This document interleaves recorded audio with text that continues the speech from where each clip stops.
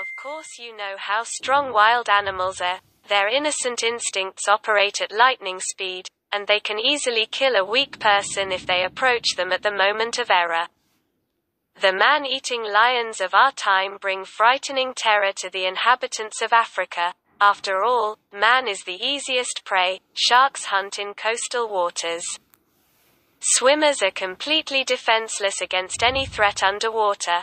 Crocodiles in the water await inattentive tourists who do not heed warnings of guidance. But there is something that kills 10 times more crocodiles, 100 times more than lions, 1,000 times more than sharks, and even more than all the serrated monsters with pointed tusks. And they have been doing this for thousands of years, and from this human tyrant the snail, according to WHO estimates. Already in our century more than 200,000 people die annually from diseases arranged by these mollusks, and now you will know how the innocent snail does all this.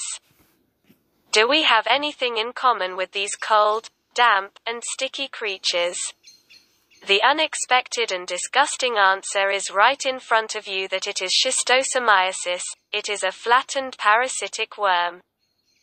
This parasitic worm is very complex.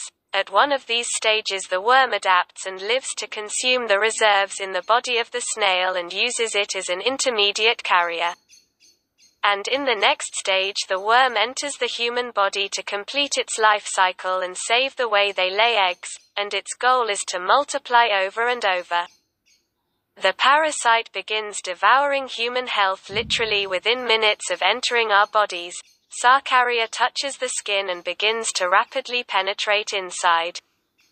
It will have no other chance to survive except to use our bodies for its own purposes.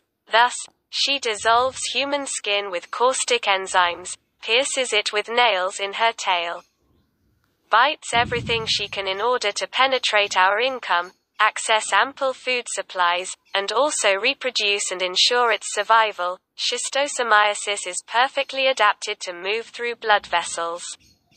And by using networks of branched pathways that penetrate the heart then to the lungs and so on, and then you conduct the reconnaissance and seize the internal organs one by one. Until you find a secluded place and so on. First, once there, schistosomiasis decides to build a cozy family nest for itself, and to do so it has everything it needs: living space for laying eggs, an unlimited supply of food. The nourishing blood flow has not dried up as long as a person is alive, thus providing a steady supply of resources that guarantee a carefree life for the parasite. For the human host, problems start from the first minutes of infection, despite the parasite's maximum size of 0.4 of a millimeter. Within 10 minutes of infection a person begins to feel intense itching and scabies, the skin color turns red and irritated, he feels permanently discomfort. But he is unable to understand the nature of the problem. A rash appears during the day after the parasite bites it. However, after a few days these signs will disappear and the person carrying a sigh with relief. It seems that everything has disappeared on its own. Just short-term allergies. And there is nothing to worry about, but he does not know anything about the deadly danger that awaits him. After all, this was just a delay. It was the time required for the parasite to change the stages of development of the larva and its spread through the internal organs.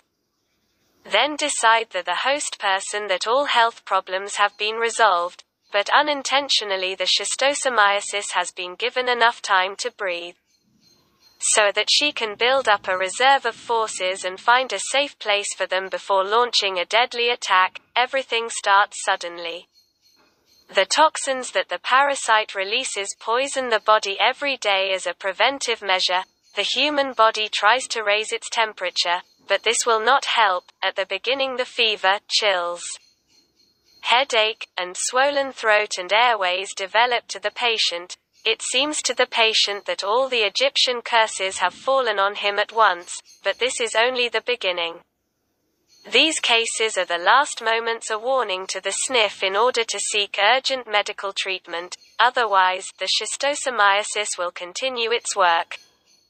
The parasite eggs will drift through the body and narrow the blood, lymph and bile ducts, and within a month the blood composition of the infected person will change.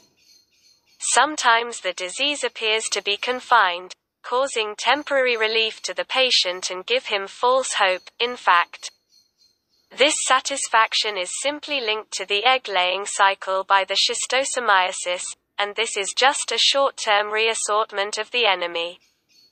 Soon the war of extermination will resume again with renewed force, damage to the nervous system and speech confused and difficulty in movement and direction, and finally convulsions. And you can imagine the end result of this injured person.